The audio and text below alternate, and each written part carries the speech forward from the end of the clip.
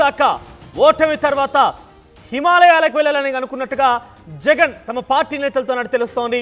కానీ అక్కడ ఓటింగ్ శాతం 40% మంది జనం తమ వైపు ఉన్నట్టుగా గుర్తించిన తర్వాత పూర్తి స్థాయి ఫలితాల తర్వాత ఆ విషయాన్ని విరమించుకున్నాను.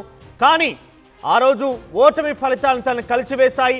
సుమారుగా ఆ ఓటమి యొక్క ఆవేదనతో బయటపడడానికి సుమారుగా 2-3 రోజులు పట్టినట్టుగా జగన్మోహన్ రెడ్డి తమ పార్టీ నాయకులతో మాట్లాడక తెలుస్తోంది. ఈ విషయం ఆలస్యంగా వెళ్ళలోకి వచ్చింది. హిమాలయాలకు వెళ్ళాలనుకున్న జగన్ పార్టీ నేతలతో తన మనసులోని మాట పంచుకున్నారు. ఆలస్యంగా బయటకు వచ్చింది ఈ వ్యాఖ్యలకు సంబంధించిన అంశం. ఇక ఎన్నికల ఫలితాలు చూసి హిమాలయాలకు వెళ్ళాలనిపించింది. కానీ 40% ఓట్లు చూసి ఆగిపోయానని వైఎస్ జగన్మోహన్ రెడ్డి ఆయన తమ పార్టీ నేతలతో మాట్లాడిన సందర్భంలో చెప్పారట. ఇక ఫలితాలు చూసిన తర్వాత దాని నుంచి బయటకు రావడానికి నాకు 2-3 రోజులు పట్టిందంటూ కూడా జగన్ వ్యాఖ్యానించారట. ఇక 40% మంది తమ వైపు ఉన్నందు కారణంగానే కనీసం వారి కోసమైనా నేను నిలబడాలి, వారి కోసమైనా మాట్లాడాలి, వారి కోసమైనా పోరాడాలని ఒక ఉద్దేశంతోనే నేను ఈరోజు తిరిగి ఇక్కడే ఉన్నాను, మీ ముందు ఈ రకంగా ఉన్నా. లేదంటే హిమాలయాలకు వెళ్ళిపోయేవాడిని ఆ ఓటమి ఫలితాలు తనని కలిచివేశాయంటూ కూడా జగన్మోహన్ రెడ్డి మాట్లాడిన పరిస్థితి. సో ఏదేమైనా కూడా జగన్ బహుశా ఊహించి ఉండరు, అందుకే ఇంతటి స్థాయి వ్యాఖ్యలు చేశారు. అసలు ఆంధ్రప్రదేశ్ రాష్ట్ర రాజకీయాల్లో ఆయన మరొక 5 ఏళ్ల పాటు పరిపాలించబోతున్నారు. సుమారుగా 175కి 175 అనే రకంగా వై నాట్ 175 అంటూ కూడా ఆయన ముందుకు వెళ్ళారు. కానీ వై నాట్ 175 కాస్త 11 సీట్లకు పరిమితమైందంటే ఎంతటి ఘోర పరాజయం అని, ఎంతటి అవమానం అని గమనించాలి. సో ఈ నేపథ్యంలోనే జగన్మోహన్ రెడ్డి ఆ ఓటమి ఫలితాలకు సంబంధించి ఏదైతే ఆ రిజల్ట్స్ రోజు ఆ ఫలితాలు చూసిన వెంటనే హిమాలయాలకు వెళ్ళాలని ఆలోచించాను. కానీ 40% మంది జనాభా నా వెంట నడిచారు, నాకు ఓటు రూపంలో తమ ఓటు హక్కును వినియోగించుకున్నారు. కాబట్టి నాకు ఒక మ్యాండేట్ని ఇచ్చారు. కాబట్టి డెఫినెట్గా నేను ఉండక తప్పదిక ఆ ప్రజల కోసమైనా మాట్లాడే రకంగా ఉన్నాను. కానీ 2-3 రోజులు పట్టిన నాకు ఈ అంశం నుంచి బయటకు రావడానికి కూడా ఆయన నాయకులతో మాట్లాడి తెలుస్తోంది. కానీ ఈ అంశం చాలా ఆలస్యంగా వెళ్ళలోకి వచ్చింది. ఏదేమైనా కూడా జగన్మోహన్ రెడ్డి ఈ వ్యాఖ్యలు కనుక చూస్తే ఆయన ఓటమి ఎంత మేరకు దిగమింగుకోలేకపోయారు, డైజెస్ట్ చేసుకోలేకపోయారు అనేది చాలా స్పష్టంగా అర్థమవుతోంది. ఎస్ మాట్లాడదాం ఇదే అంశానికి సంబంధించిన ప్రతినిధి రాజేష్ ఫోన్లో సిద్ధంగా ఉన్నారు. ఎస్ రాజేష్, రాజకీయాల్లో గెలుపోవటం అనేది చాలా సహజం. గెలుపు అనేది డెఫినెట్గా ప్రతిసారి ఉంటుందని లేదు, ఓటమి అనేది అది కంటిన్యూ అవుతుందని లేదు. కానీ జగన్మోహన్ రెడ్డి ఒక ఓటమిని జీర్ణించుకోలేకపోయాడు. మరీ ఇంత ఘోర పరాజయాన్ని బహుశా ఆయన ఎక్స్పెక్ట్ చేసి ఉండరు. కానీ హిమాలయాలకు వెళ్తానని ఏదైతే వాళ్ళ నాయకులతో మాట్లాడినట్టుగా ఒక అంశం ఉందో అది చాలా బిగ్గెస్ట్ మాట. పూర్తిగా రాజకీయాలకే స్వస్తి చెప్తారని దాదాపుగా అనుకునేటువంటి మాట. సో దీనికి సంబంధించి అప్డేట్స్ ఏంటి, ఎందుకు ఈ ఆ రకంగా మాట్లాడాల్సి వచ్చింది?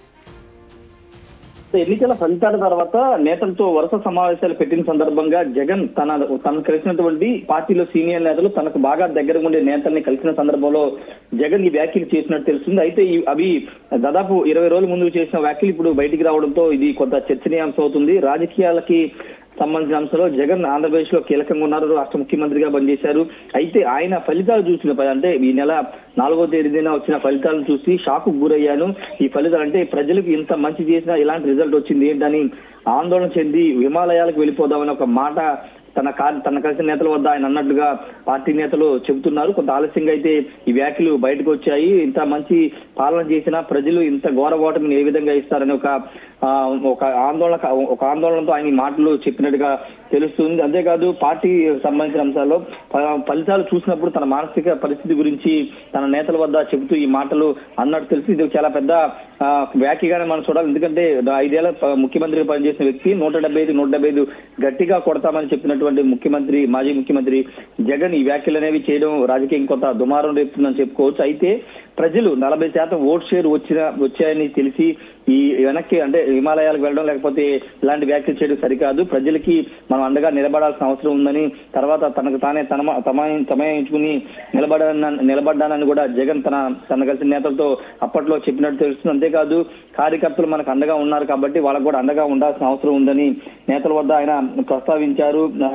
అంటే ఇంకో ముఖ్యమైన విషయం ఏంటంటే ఫలితాలు అంటే ఎన్నికల ఫలితాలకు ముందు చాలా సర్వేలు ఆరామస్థాన్ సర్వే కానీ మిగతా సర్వే కొన్ని జగన్ సపోర్ట్ చేశాయి. అంతేకాదు ఆయన చేసుకున్నటువంటి ఇంటర్నల్ సర్వేలు కూడా దాదాపు 120 నుంచి 140 స్థానాలు వస్తాయని చెప్పారు. అందుకే నేను కాన్ఫిడెంట్ గా ఉన్నాను, కానీ ఇలాంటి ఫలితాలు ఊహించలేదని కూడా నేతల వద్ద జగన్ చెప్పినట్టు తెలుస్తుంది. ప్రస్తుతానికి అప్పుడు అంటే ఆ ఫలితాలు చూసి నాకే ఇలాంటి పరిస్థితి ఉంటే కార్యకర్తల పరిస్థితి ఇంకా ఏ విధంగా ఉంటుందో అర్థం చేసుకోగలను. కాబట్టి కార్యకర్తలకి అండగా ఉండాలని కూడా నేతలతో గతంలో కలిసినప్పుడు చెప్పినట్టుగా తెలుస్తుంది. అంతేకాదు కార్యకర్తలు నిలుపుకోవాల్సిన అవసరం ఉంది. 40% ఓట్లు ఇచ్చారు కాబట్టి ఆ ఓటు షేర్ ని ఆ ప్రజలు మనకు అండగా ఉన్నారు కాబట్టి వాళ్ళ తరపున నిలబడాల్సిన అవసరం ఉందని నేతలతో జగన్ మాట్లాడుతున్న సందర్భం చేసిన వ్యాఖ్యలు. అయితే ఇది కొంత ఆలస్యంగా వచ్చినప్పటికీ ఇప్పుడు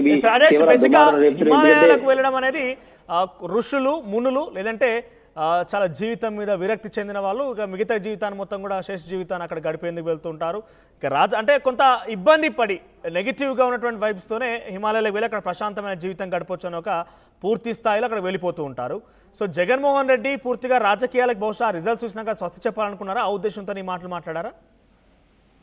అవును, ఎందుకంటే ఫలితాలు అలా ఊహించలేదు. ఫలితాలు ఖచ్చితంగా గెలుస్తామని సర్వేలు చెప్పాయి, కానీ ప్రజల నుంచి స్పందన చూశారు. సభలకి భారీగా జనం వచ్చారు, మంచి చేశారు, పథకాల 10 ఇంటికి మేలు చేశామని చెప్పారు. కాబట్టి ఖచ్చితంగా ఫలితాలు వన్ సైడ్ గా వస్తాయి. వైసీపీ మరోసారి గెలుస్తుంది, అధికారంలోకి వస్తామని చాలా బలంగా జగన్ నమ్మారు. కానీ అనూహ్యంగా కేవలం 111 స్థానాలు మాత్రమే పరిమితం కావడంతో ఆయన ఊహించలే ఫలితాలు రావడంతో అది కొంత ఘోర ఓటమి. కాబట్టి దాని ద్వారా ప్రజలకు ఏమవ్వాలి వెళ్ళాలి అనే ఇదితోనే ఆయన హిమాలయాలకు వెళ్ళిపోతే పోతుంది అనే మాట వాడినట్టు తెలుస్తుంది. హిమాలయాలకు వెళ్ళిపోతే ఈ ఫలితాలు తనని బాగా బాధ కలిగించాయి కాబట్టి హిమాలయాలకు వెళ్ళిపోతానే మాట వాడారు. ఒక వైరాగ్యంతో ఈ మాట మాట్లాడినట్టు మనం అర్థం చేసుకోవాల్సిన అవసరం ఉంది. ఎందుకంటే ఆ స్థాయి నుంచి 151 స్థానాల నుంచి 11 స్థానాలు పడిపోవడం అనేది నిజంగా దేశ రాజకీయాలు చాలా తక్కువ సార్లు జరుగుతుంది. తమిళనాడులో గతంలో 90 దశకంలో జరిగిన పరిణామాలు అప్పుడు. కానీ ఇప్పుడు 2020 దశకంలో కూడా ఈ స్థాయిలో 151 స్థానాలు ఒక మ్యాండేట్ ఇచ్చిన తర్వాత 11 స్థానాలు పడిపోవడం అనేది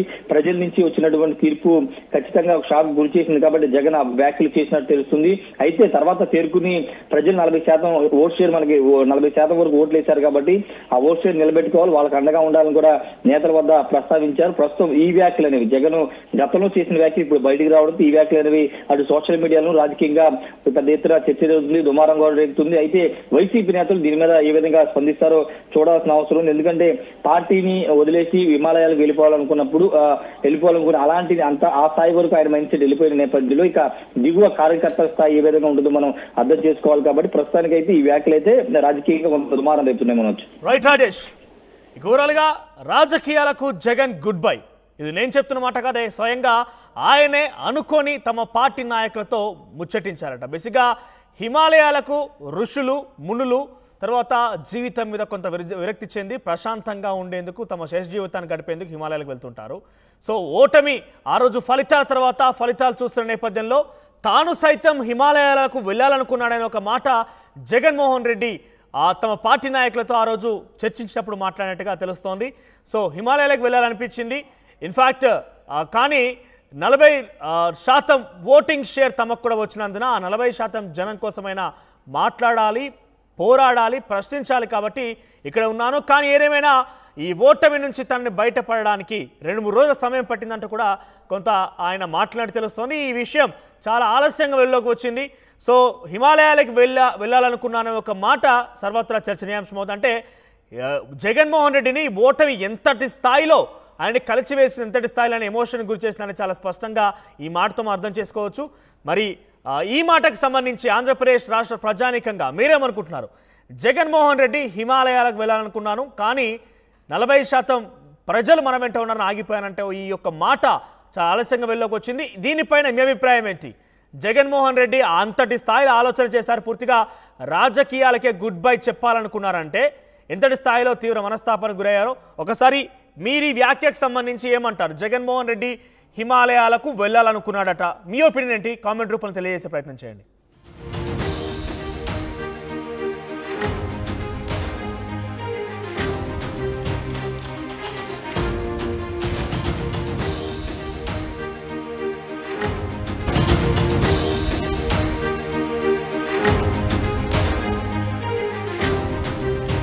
బ్రేకింగ్ న్యూస్ చూస్తున్నారు. ఓటమి తర్వాత జగన్ తీవ్ర వ్యాఖ్యలు చేసినట్టు తెలుస్తోంది. కానీ తర్వాత ఫలితాలు చూశాక ఓటమి తర్వాత హిమాలయాలకు వెళ్ళాలని అనుకున్నట్టుగా జగన్ తమ పార్టీ నేతలతో తెలుస్తోంది. కానీ అక్కడ ఓటింగ్ శాతం 40% అని జనం తమ వైపు ఉన్నట్టుగా గుర్తించిన తర్వాత పూర్తి స్థాయి ఫలితాల తర్వాత ఆ విషయాన్ని విరమించుకున్నాను. కానీ ఆ రోజు ఓటమి ఫలితాలను తనను కలిసివేశాయి. సుమారుగా ఆ ఓటమి యొక్క ఆవేదనతో బయటపడడానికి సుమారుగా 2-3 రోజులు పట్టినట్టుగా జగన్మోహన్ రెడ్డి తమ పార్టీ నాయకులతో మాట్లాడి తెలుస్తోంది. ఈ విషయం ఆలస్యంగా